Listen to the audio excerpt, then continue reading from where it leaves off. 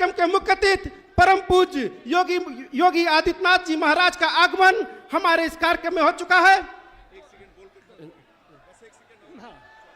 मित्रों, मैं कह रहा था कि सिरसिया रुस्ते तरफ से चौधरी डी होने आने वाली हरैया होकर आने वाली सड़क की क्या दुर्दशा थी, बलरामपुर से तुलसीपुर आने वाली सड़क की क्या दुर्दशा थी, हमारे हरिहरगंज से ललिया सुपरा बनकटवा होते हुए मार्ग की कितनी दीनहीन दशा थी। अगर योगी जी मुख्यमंत्री ना होते और आपके आशीर्वाद से मैं विधायक ना हुआ होता मित्रों, तो इन सारे सड़कों का कायाकल्प होना संभव नहीं था।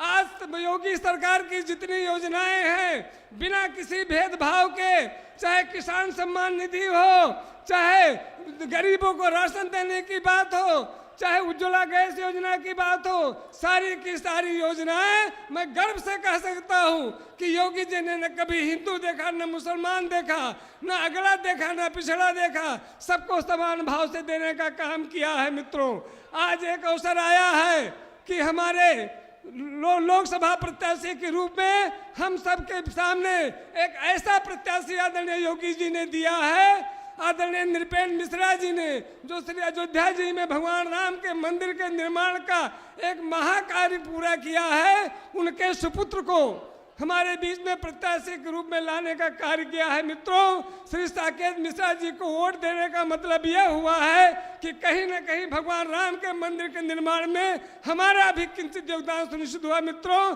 बहुत बहुत धन्यवाद। जय हिंद, जय भारत। धन्यवाद विधायक जी, आपका उद्बोधन प्राप्त हुआ। मैं बलरामपुर के लोकप्रिय विधायक आदरणीय पलटू राम जी से निवेदन करूंगा कि कम शब्दों में अपना उद्बोधन मार्गदर्शन यहां पर उपस्थित जनता जनार्दन को प्रदान करें। मां पाटेश्वरी की पावन धरती पर उत्तर प्रदेश के यशस्वी मुख्यमंत्री गोरक्ष पीठाधीश्वर परम पूज्य योगी आदित्य महाराज जी का मैं बहुत बहुत स्वागत, अभिनंदन और वंदन करता हूं। हमारे मंच पर भारतीय जनता पार्टी के लोकप्रिय प्रत्याशी आदरणीय साकेत मिश्रा जी के समर्थन में आयोजित इस जनसभा में मंचासीन सभी अपने अतिथियों का और दूर दराज से आए हुए देवतुल्य कार्यकर्ताओं का मैं इस धरती पर बहुत बहुत स्वागत, अभिनंदन और वंदन करता हूं। और पूज्य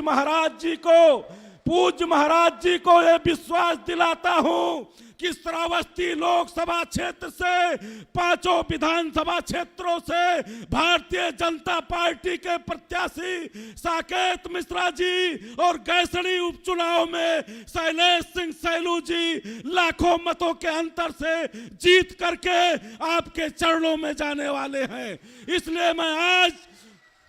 इसलिए आज मैं पूज्य महाराज जी का स्वागत करता हूं, अभिनंदन करता हूं और अपने कार्यकर्ताओं से कहता हूं कि तट पर बैठ लहर गिरने से नौका पार नहीं होती और माझी तुझे चीरनी होगी बढ़कर तूफानों की छाती। आओ 25 मई को भारतीय जनता पार्टी के कमल वाले बटन को इतना दबाना है कि नरेंद्र मोदी जी को तीसरी बार भारत का प्रधानमंत्री बनने से दुनिया की कोई ताकत रोक ना पाए। आप सबका बहुत बहुत धन्यवाद। जय हिंद, जय भारत। बोलिए भारत माता की, भारत माता की, मां पाटेश्वरी की, मां पाटेश्वरी की।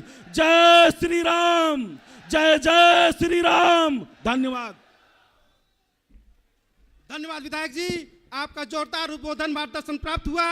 अब मैं उत्तर प्रदेश शासन में मंत्री, जल शक्ति मंत्री आदरणीय स्वतंत्र देव सिंह जी से निवेदन करूंगा कि अपना उद्बोधन मार्गदर्शन यहां पर उपस्थित जनता जनार्दन को प्रदान करें। राज्य के लोकप्रिय, यशस्वी, गरीबों के, दलितों, शोषित, बंटांगिया, मुसहर, थारू के लिए जो रात दिन 24 घंटा परिश्रम करते हैं, सोचते हैं मित्रों, जो सभी के दिलों में वास करते हैं, ऐसे राज्य के लोकप्रिय मुख्यमंत्री के लिए एक बार अपने स्थान पर खड़े होकर तालियों के गड़गड़ाहट से स्वागत करो मित्रों। आप सबका अभिनंदन करें।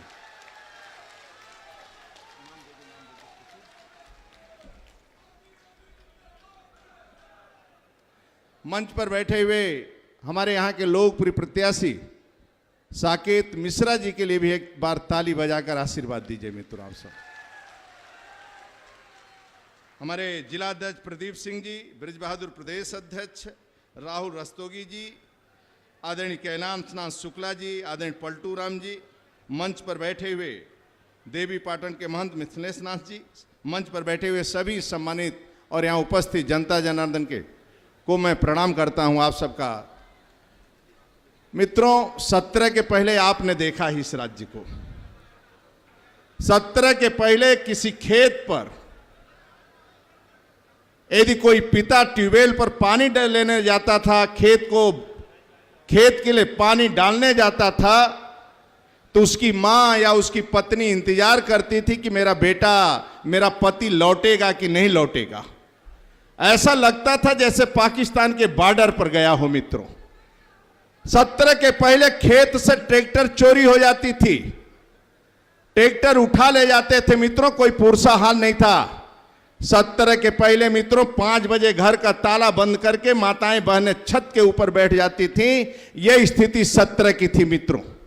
गुंडे किसी दुकान से जेवर उठा लाते थे, यदि जेवर गुंडे से उठा ले आते थे अपने बेटी की शादी में और मांगने जाता था तो सेठ को गोली लगती थी मित्रों। लेकिन राज्य का ऐसा एक मुख्यमंत्री आए मित्रों, एक ईमानदार मुख्यमंत्री, एक तेजस्वी मुख्यमंत्री। राज्य के 17 में मुख्यमंत्री बनने के बाद मित्रों खेत से ट्रैक्टर नहीं, फावड़ा भी चुराने की हिम्मत नहीं है मित्रों, ऐसे राज्य के मुख्यमंत्री। अब 5 बजे ताला बंद नहीं करते हैं लोग मित्रों। अब 12 बजे चौखट पर बैठकर मां इंतजार नहीं करती, बेटी नहीं इंतजार करती है। रात में ट्यूबवेल से भी पानी लाने का भर सकता है, ला सकता है और सुरक्षित घर पहुंचता है मित्रों। और शाम को 5 बजे नहीं, 12 बजे रात को इसी स्थान से बेटी अपने मां के साथ लखनऊ जा सकती है मित्रों, और दर्शन करके वापस आ सकती है। किसी की हैसियत नहीं है रास्ते में छेड़ जब तक महाराज जी। मैं हर मंचों में कह रहा हूं, अभी गुंडे मरे नहीं है मित्रों, अभी शूटर डर के मारे बाबा के घर में छिपे हुए हैं। 22 में आपने देखा था, 22 में लग रहा था सरकार पलट सकती है। सभी गुंडे लखनऊ में आ गए थे, होटल में डेरा डाल दिए थे, ऐसा लग रहा था कि लखनऊ लूट लेंगे। जब काउंटिंग शुरू हुई मित्रों और पता लगा पुनः फिर राज्य के मुख्यमंत्री बाबा बनने वाले हैं, रात में ही गुंडे होटल छोड़कर भाग गए मित्रों। लखनऊ खाली कर दिए थे रात में कि हम बचेंगे नहीं मित्रों। बिजली नहीं आती थी, 17 के पहले बिजली 2-3 जिलों में आती थी मित्रों, बिजली नहीं आती थी। जब महाराज जी हेलीकॉप्टर से उड़ते थे तो कहते थे कि अब लाइट गांव में आ रही है। जब महाराज जी आए तो 23 घंटे, 24 घंटे, 18 घंटे लाइट आने लगी मित्रों। पहले लाइट नहीं आती थी। जब थका हारा मजदूर घर पहुंचता था तो 8 रोटी के बजाय 2 रोटी खाता था। जब महाराज जी आए, अब 24 घंटे लाइट आने लगी तो थका हारा मजदूर जब घर पहुंचता है बिजली की रोशनी में बीबी का शकल देकर 2 रोटी के बजाय 8 रोटी खाने लगा मित्रों। इसलिए जो कमल पर वोट लगाते हैं मित्रों, वह गारंटी मोदी जी की भी है, राज्य के अंदर योगी जी का ही मित्रों। मैं गारंटी से कहता हूं, सपा जातिवाद, क्षेत्रवाद, व्यक्तिवाद, परिवारवाद के चक्कर में मत फंस जाना, बर्बाद हो जाएगा। नोट कर लो मित्रों, अभी ये मत समझो कि गुंडे भाग गए हैं, वो इंतजार कर रहे हैं कि बाबा हटे और पूरे राज्य के अंदर पहले जैसे कब्जा कर लिए थे ठेका पर, पट्टा पर, अपराध पर, डकैती, लूट खसोट, वही स्थिति आएगी मित्रों, कोई निकल नहीं पाएगा। इसलिए आपका दायित्व बनता है कि बिना जातिवाद, क्षेत्रवाद, व्यक्तिवाद, केवल आप मोदी योगी को देखो मित्रों और कमल का चुनाव चिन्ह देखो। मैं गारंटी से कहता हूं आपका बार बाका कोई नहीं कर पाएगा। तो कमल खिलाएंगे, कमल खिलाएंगे। तो एक बार हाथ बनाओ कमल जैसा, मैं बोलूंगा कमल, आप कहेंगे खिलेगा। कमल कमल कमल कमल कमल कमल कमल कमल कमल।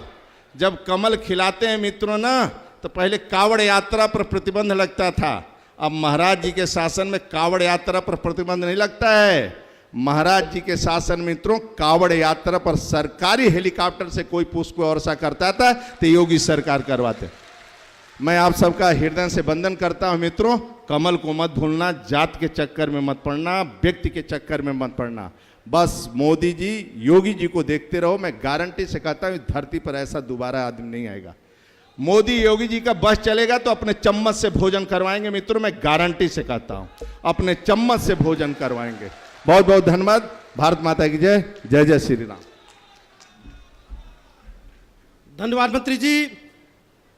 अब मैं 58 लोकसभा श्रावस्ती के लोकप्रिय प्रत्याशी आदरणीय साकेत मिश्रा जी से निवेदन करूंगा कि अपना उद्बोधन यहां पर उपस्थित जनता जनार्दन को प्रदान करें। आदरणीय साकेत जी। धन्यवाद।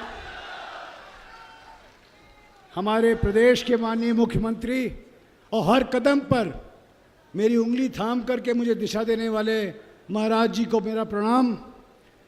माननीय मिथिलेश नाथ योगी जी, देवी पाटन के महंत, सम्मानित अन्य मंच पर सब सम्मानित साथीगण, मंत्रीगण, सब विधायक और साथी लोग, भाइयों बहनों, मैं आपके और मुख्यमंत्री जी के बीच में ज़्यादा समय नहीं लूँगा क्योंकि मैं आपके बीच में तो रहता ही हूँ। आप लोग को केवल एक चीज़ बताऊँगा। रामचरितमानस में लिखा है कि मनुष्य का जो अवतार होता है, मानवता जो होती है, बहुत मुश्किल से मिलती है, परम अवतार माना जाता है। और जब हम लोग को ये मिली है तो भारतीय जनता पार्टी है जो हम लोग को मनुष्यता वापस देती है। लगातार आपके लिए रोड बनवाएगी, स्वास्थ्य सुविधाएं ठीक करवाएंगी, बिजली आएगी, पानी आएगा, हॉस्पिटल बनेंगे, स्कूलों का कायाकल्प होगा, आपके यहाँ विश्वविद्यालय होगा, आपके यहाँ एयरपोर्ट होगा। ये सब हमारी मनुष्यता को उजागर करता है। पर भाइयों बहनों, मनुष्यता, और वो भी जो माननीय बाबा साहब अंबेडकर हम लोग को छोड़ गए थे, बिना भेदभाव की मनुष्यता का हम लोग को रक्षा करना जरूरी है। क्योंकि दो विपक्ष के लोग हैं, वो आपकी मनुष्यता आपसे छीनना चाहते हैं, आपको एक आंकड़ा बनाना चाहते हैं। कभी PDA, कभी MY, कभी XYZ, पता नहीं, जैसे स्कूल चला रहे हो अंग्रेजी के शब्द लेटरों का, आपको एक नंबर बना देते हैं कि इसका 1 वोट है, 2 वोट है, 3 वोट है। पर भाइयों बहनों, आंकड़े जब बन जाओगे तो आंकड़े खाना नहीं खाते। आंकड़े जब पैदा होते हैं तो आंकड़ों में के लिए कोई खुश नहीं होता, और आंकड़ों की जब मृत्यु होती है तो उसको कोई याद नहीं रखता। हम लोग को भगवान ने मनुष्य बनाया है, और ये लोग हम लोग की मनुष्यता हमसे छीन करके एक ठंडा आंकड़ा बनाते हैं। इसलिए बनाते हैं जिससे इनको हमारी मनुष्यता की जो ज़रूरतें हैं वो पूरी ना करनी पड़े। ये हम लोग को जज्बाती बनाते हैं जात के लिए, धर्म के लिए। पर इन लोग के जो होते हैं ये केवल नंबर की गुणा भाग करते हैं। इसलिए आपसे निवेदन केवल एक है, इस इलेक्शन में जो लोग आपकी मनुष्यता आपसे छीन रहे हैं उनको आप लोग परे हटाइए, डिपॉजिट उनका ले लीजिए, जिससे उनको पता चल जाए कि हमको विकास चाहिए, हमको मनुष्यता के हक चाहिए, हमको एक नया बलरामपुर चाहिए। बहुत साल हो गए कि पूर्वांचल में यहाँ पे काम नहीं होता था जब तक माननीय महाराज जी नहीं आए थे। 70 साल बाद किसी ने हमको याद किया है। मेरा केवल प्रार्थना यह है कि आप लोग लड़ करके जिम्मेदारी लीजिए अपनी मनुष्यता की और वोट करिए कमल का, जिससे कि माननीय मोदी जी की सरकार आए, डबल इंजन बरकरार रहे और हम लोग के लिए एक विकास का नया सूरज उगे। जय हिंद, जय भारत। धन्यवाद आदरणीय साकेत जी। कार्यक्रम को आगे बढ़ाते हुए मैं उत्तर प्रदेश के मुख्यमंत्री जननायक परम पूज्य योगी आदित्यनाथ जी महाराज से निवेदन करूंगा कि अपना उद्बोधन, मार्गदर्शन उपस्थित समस्त जनता जनार्दन को प्रदान करें। माननीय मुख्यमंत्री जी। भारत माता की, भारत माता की, भारत माता की, माँ पाटेश्वरी की, माँ पाटेश्वरी की, माँ पाटेश्वरी की। वंदे वंदे वंदे। देवीपाटन मंदिर के श्री महंत श्री मिथिलेश नाथ जी, उत्तर प्रदेश सरकार में मंत्रिमंडल के मेरे वरिष्ठ सहयोगी, प्रदेश के जल शक्ति मंत्री श्री स्वतंत्र देव सिंह जी, भारतीय जनता पार्टी के जिला के अध्यक्ष श्री प्रदीप सिंह जी, श्रावस्ती बलरामपुर लोकसभा क्षेत्र के प्रत्याशी श्री साकेत मिश्रा जी, लोकप्रिय विधायक श्री कैलाशनाथ शुक्ला जी, विधायक बलरामपुर श्री पलटू राम जी, मंच पर उपस्थित प्रदेश उपाध्यक्ष श्री ब्रज बहादुर जी, इस क्षेत्र के पूर्व सांसद विधान परिषद सदस्य श्री चौधरी जी, मंच पर उपस्थित भारतीय जनता पार्टी के हमारे सभी पदाधिकारीगण और समय के पूर्व इतनी भारी संख्या में श्री साकेत मिश्रा जी को अपना आशीर्वाद प्रदान करने के लिए आए हुए बलरामपुर और तुलसीपुर क्षेत्र के जुड़े हुए मेरे सभी उपस्थित बहनों और भाइयों, मैं सबसे पहले मां पाटेश्वरी के श्री चरणों में कोटि कोटि नमन करते हुए आप सभी का मैं हृदय से अभिनंदन करता हूं, स्वागत करता हूं। बहनों और भाइयों, आपके साथ संवाद के बहाने मुझे मां पाटेश्वरी के दर्शन करने का अवसर प्राप्त हो जाएगा। अन्यथा हम लोग तो पिछले 2 महीनों से लगातार चुनाव में लगे हुए हैं और चाहते हुए भी मैं नवरात्रि के दौरान दर्शन करने नहीं आ पाया था। बहनों और भाइयों, लगातार प्रदेश भर में, देश भर में, और मैं आपको विश्वास के साथ कह सकता हूं, मैं अभिनंदन भी इसलिए आपका करना चाहता हूं कि आज ही संसदीय क्षेत्र में श्रावस्ती में प्रधानमंत्री जी की सभा लगी थी।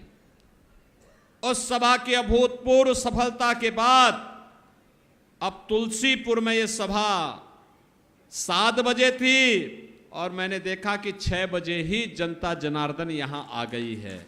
आपका ये उत्साह सचमुच सचमुच नए भारत के नए उत्तर प्रदेश में नए बलरामपुर जनपद की ओर हम सबका ध्यान आकर्षित करता है।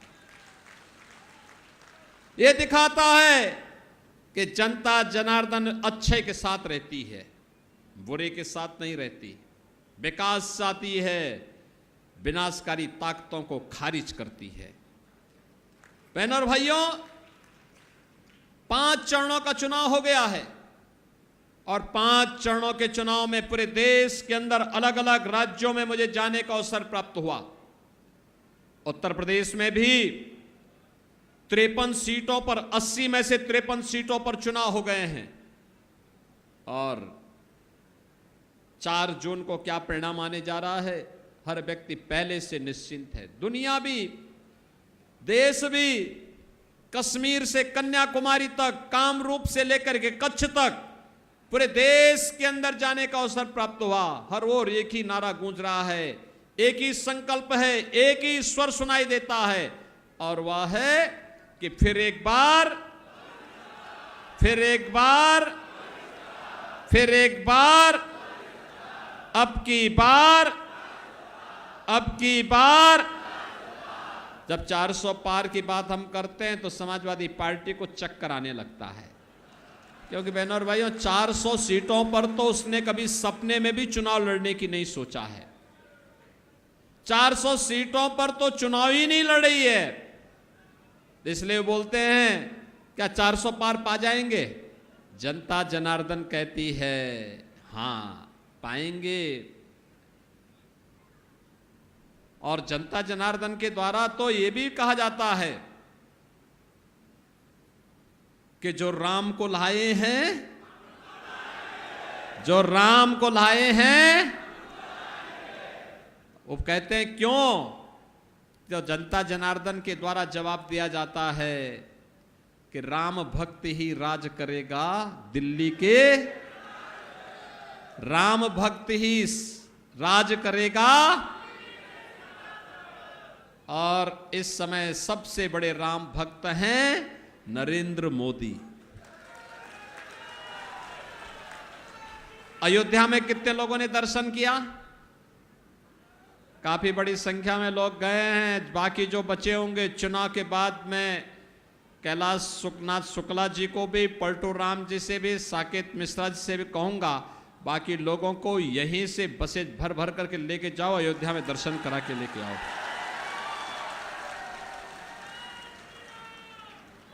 बहन और भाइयों, अब आप अयोध्या जाएंगे, आपको एक नई अयोध्या दिखेगी। त्रेता युग की साक्षात दर्शन कराने वाली अयोध्या। एक अयोध्या ऐसी दिखेगी आपको, आपको लगेगा साक्षात भगवान राम इस धराधाम पर अवतरित होकर के आपको आशीर्वाद दे रहे हैं। अयोध्या एक नई अयोध्या के रूप में।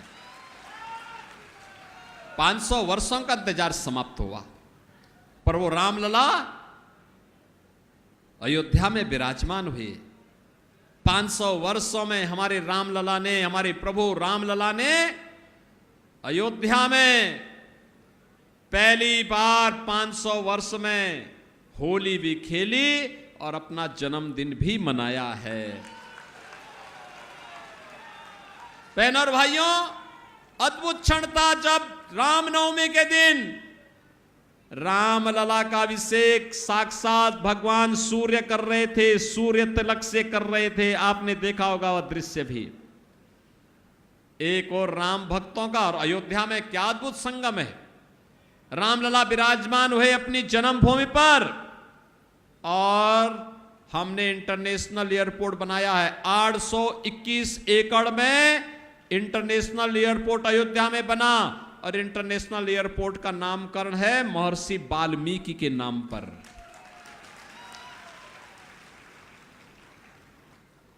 वहां पर यात्री विश्रामालय बनाए गए हैं, बड़े बड़े।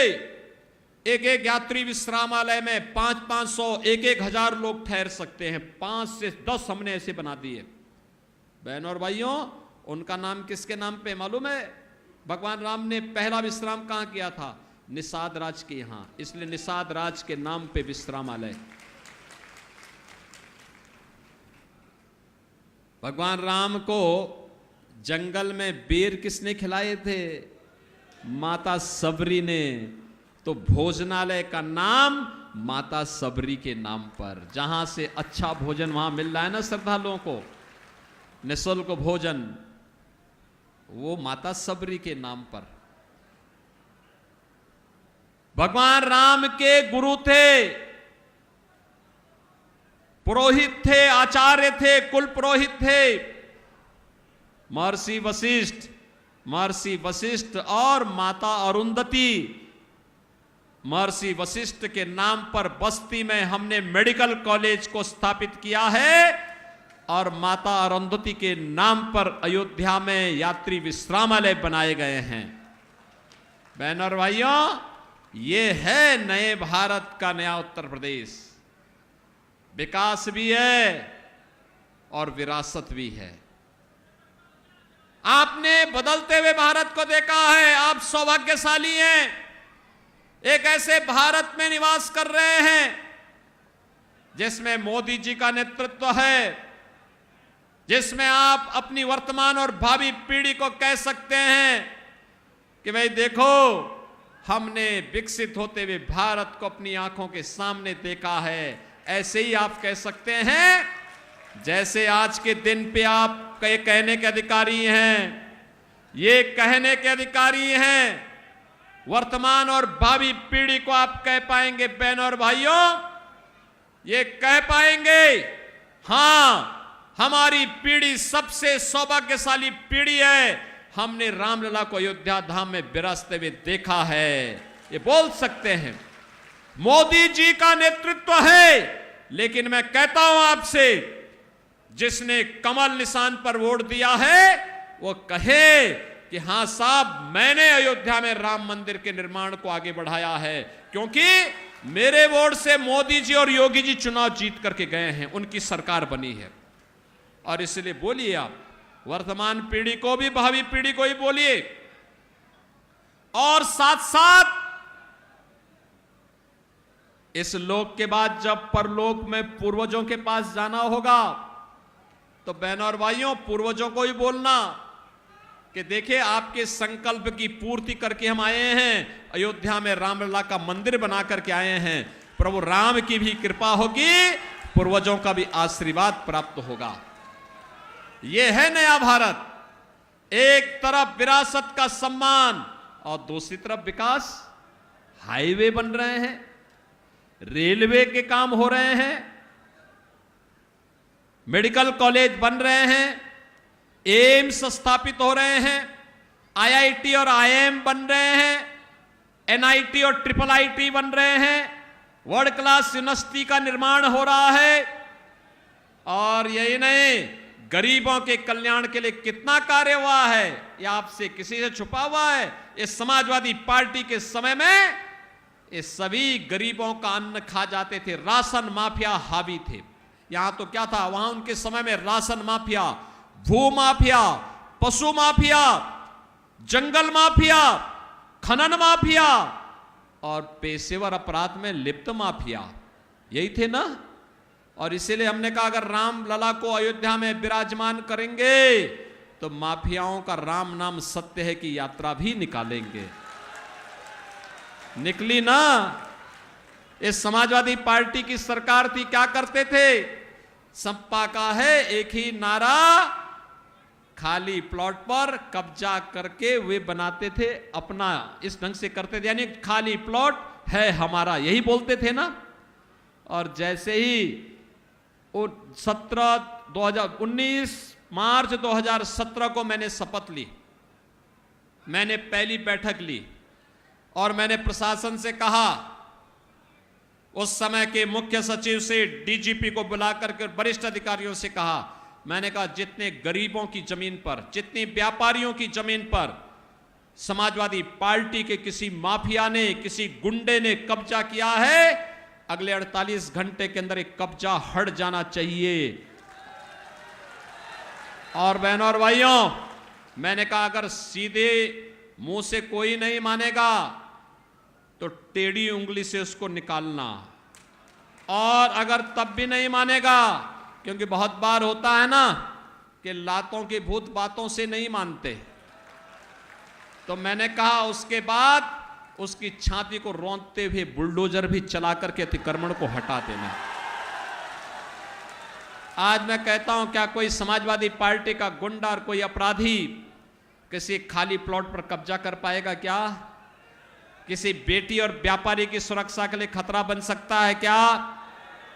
खतरा बनेगा तो 7 पीढ़ी याद करेगी क्या हाल करेंगे। बहनों और भाइयों, सुशासन की पहली शर्त है सुरक्षा, बिना भेदभाव की सुरक्षा।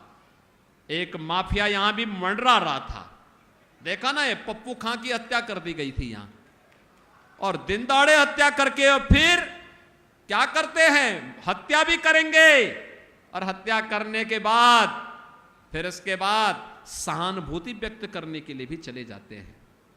अब यूपी में ऐसे नहीं चलेगा।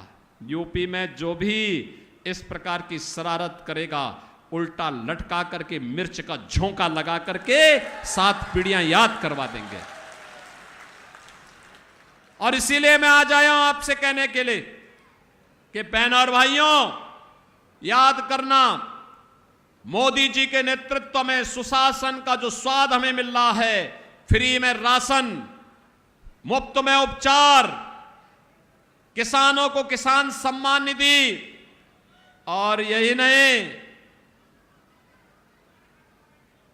घर घर घर शौचालय, हर गरीब को मकान। मोदी जी ने कुछ घोषणाएं और की हैं। 4 जून को जैसे फिर एक बार मोदी सरकार बनेगी, तो मोदी सरकार बनने के साथ 70 वर्ष से ऊपर के हर एक व्यक्ति को, हर एक बड़े बुजुर्ग को 5 लाख रुपए हर वर्ष उपचार का कार्ड, आयुष्मान कार्ड उपलब्ध होगा। हमने थारू जनजाति के लोगों के मकान 100% बनाने की पहले से ही गारंटी ली है। मोदी जी ने कहा जितने भी दलित होंगे, वंचित होंगे, पिछड़ी जाति के लोग होंगे, अन्य गरीब होंगे, जिनके पास अपना मकान नहीं है, सिर ढकने के लिए छत नहीं है, उसको भी हम मकान उपलब्ध करवा देंगे। 4 जून के बाद ये कार्य प्रारंभ हो जाएगा। बहनों और भाइयों, यहां विकास भी है, विरासत भी है, सम्मान भी है, सुरक्षा भी है, सुशासन भी है, क्योंकि राम भक्तों की सरकार है। और ये रामद्रोही ये अभी सत्ता से कोसों दूर हैं और ये क्या बोल रहे हैं? इनका घोषणा पत्र कहता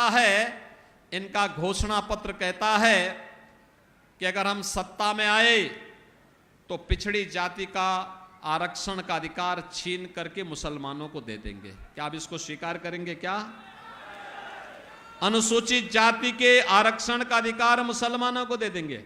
अरे बाबा साहब भीमराव अंबेडकर ने विरोध किया था, कहा धर्म के आधार पर आरक्षण नहीं हो सकता, क्योंकि यह देश के विभाजन का कारण बना था। लेकिन ये समाजवादी पार्टी और कांग्रेस के लोगों की समझ में आएगा नहीं। ये लोग तो देश का अहित करना चाहते हैं। पहले राम का विरोध किए, अब देश का विरोध कर रहे हैं। ये धमकी दे रहे हैं कि पाकिस्तान के खिलाफ मत बोलिए। हमने कहा क्यों? कहा पाकिस्तान के पास एटम बम है। हमने कहा उससे बड़ा एटम बम हमारे पास है, चिंता मत करो। अरे कंगाल पाकिस्तान क्या लड़ेगा हिंदुस्तान से? हिंदुस्तान तो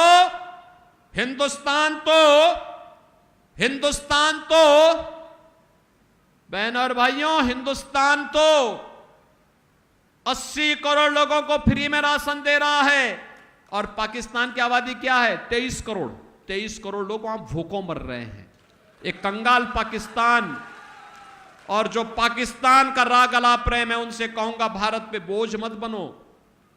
कम से कम जाओ पाकिस्तान, जाओ भीख मांगो वहां पर। क्यों हिंदुस्तान पे बोझ बनते हो?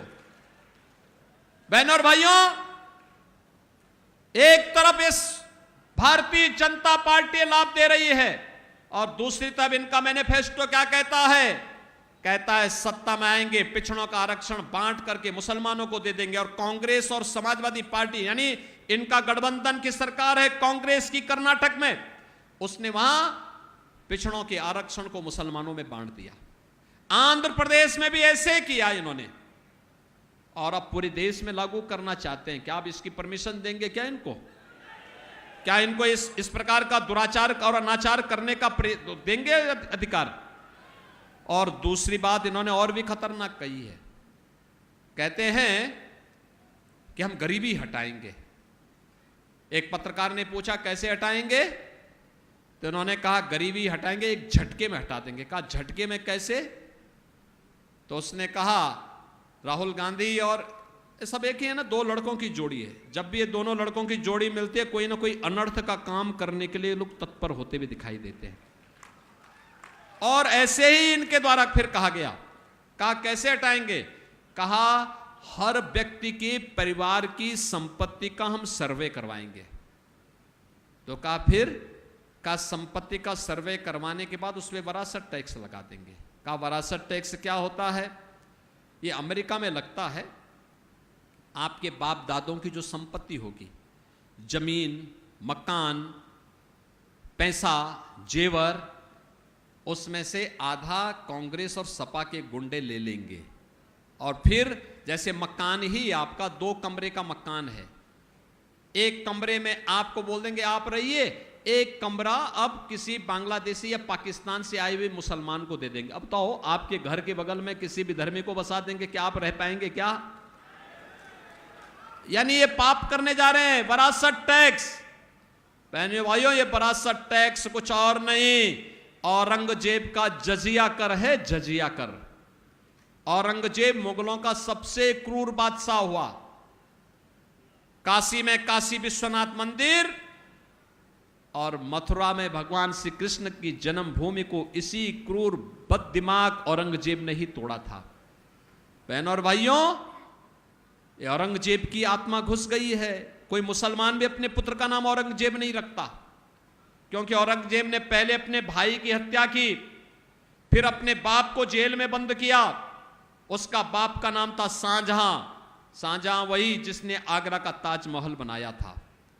और फिर आप देखिए, अगर शाहजहां के बारे में पढ़ना है, पटना की खुदा बख्त लाइब्रेरी है, उस लाइब्रेरी में लिखा है शाहजहां ने, उसने कहा औरंगजेब को कोसते हुए कि कमबख्त तुझ जैसा पुत्र किसी को पैदा ना हो, क्योंकि तू जीते जी तो मुझे पानी, एक बूंद पानी के लिए, एक बूंद पानी के लिए तरसाया है, और यानी पानी के अभाव में वो व्यक्ति जो कभी बादशाह था तड़प तड़प करके मरा, जेल में अपने बाप को बंद कर दिया था।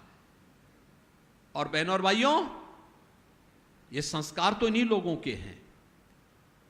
और इसीलिए औरंगजेब की आत्मा, उसने हिंदुओं पे एक टैक्स लगाया था, उसको कहते हैं जजिया कर। जजिया कर हिंदुओं पे लगाया था, कहा या तो मुसलमान बनो नहीं तो जजिया कर लगाएंगे। और यही जजिया कर वरासत टैक्स के रूप में फिर से औरंगजेब की आत्मा पुनर्जीवित होकर के कांग्रेस और समाजवादी पार्टी के अंदर आ चुका है। हमें औरंगजेब को जीवित नहीं होने देना है। सहमत है ना? औरंगजेब को दफनाया जा चुका है, उसकी आत्मा को फिर से जीवित नहीं होने देना है। हमें तो मोदी जी के नेतृत्व में आत्मनिर्भर और विकसित भारत बनाने की संकल्पना को आगे बढ़ाना है, जिससे हमारे हर हिंदुस्तानी के चेहरे पर खुशहाली लाई जा सके। हर हिंदुस्तानी को, हर नौजवान को, हर किसान को, हर महिला को, हर व्यापारी को आत्मनिर्भर और खुशहाल बनाया जा सके। इसी के लिए हम लोग आए हैं। से साकेत मिश्रा को भारतीय जनता पार्टी ने अपना प्रत्याशी बनाया है लोकसभा सीट श्रावस्ती बलरामपुर में। और गैसड़ी उपचुनाव में, विधानसभा का जो उपचुनाव चल रहा है, शैलेश कुमार सिंह सैलू को वहां पर अपना प्रत्याशी भारतीय जनता पार्टी ने बना करके उतारा है। भारतीय जनता पार्टी के प्रत्याशियों को अपना दल का भी समर्थन है, निषाद राज पार्टी का भी समर्थन है, राष्ट्रीय लोक दल का भी समर्थन है, और भारतीय जनता पार्टी के प्रत्याशी को सुहेलदेव राजभर पार्टी का भी समर्थन प्राप्त है। बहनों और भाइयों, इसीलिए मैं आया हूं। से साकेत मिश्रा और से सैलू कुमार सिंह सैलू कमल चुनाव चिन्ह पर भारी बहुमत से विजयी बनकर के जाएंगे।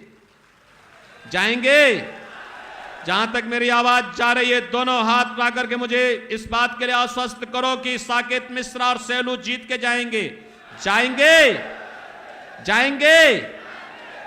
लेकिन इसके लिए आपको दो काम करने होंगे। करेंगे? पहला काम, कल और परसों 2 दिन का समय आपके बाद प्रचार के लिए होगा, घर घर जाकर के जनसंपर्क करने के लिए। तो कल और परसों के समय का उपयोग कैसे करना है? इनमें यहां पे जितने लोग आए हैं, जितने लोग मेरी बात सुन रहे हैं, 10-10 घर में जाकर के जितने सदस्य होंगे उन सभी लोगों से मिलकर के और उन लोगों को कमल चुनाव चिन्ह पर वोट डालने के लिए कहेंगे। तो कल और परसों मिलाकर के 20 हो जाएंगे। 20 परिवार का मतलब 100 मतदाता, एक व्यक्ति को 100 मतदाताओं को 25 मई को मतदान केंद्र में ले जाना है। ले जाएंगे? मतदान केंद्र में ले जाएंगे। अच्छा, आपके पास मोबाइल फोन होगा तो उसको लाइट जला करके थोड़ा दिखाओ, कितने, मैं भी देखता हूं कितनी आपकी ताकत है। जितना है सब लगाकर चमका दो एक बार, थोड़ा करवाएंगे। सभी लोग करेंगे 100-100 वोट को मतदान केंद्र पर ले जाने की जिम्मेदारी लेंगे। वाह भाई, मैं तो सोचता था कि तुलसीपुर में मोबाइल फोन, स्मार्टफोन कम होंगे, लेकिन ये तो पूरा ही स्मार्टफोन चमक रहा है। बहनों और भाइयों, ये चमकता हुआ आपका स्मार्टफोन बलरामपुर को भी चमकाएगा। विश्वविद्यालय बन गया है, मेडिकल कॉलेज बनने जा रहा है, और अटल जी के श्रद्धेय अटल जी की इस विरासत को आगे बढ़ाने का काम करेंगे। महाराज बलरामपुर ने राम जन्मभूमि के लिए जो बलिदान दिया है, उस परंपरा को हम आगे बढ़ाने का काम करेंगे। आप सभी सहमत है ना? तो फिर मेरे साथ बोलेंगे, भारत माता की, भारत माता की, भारत माता की जय श्री राम, जय जय श्री राम।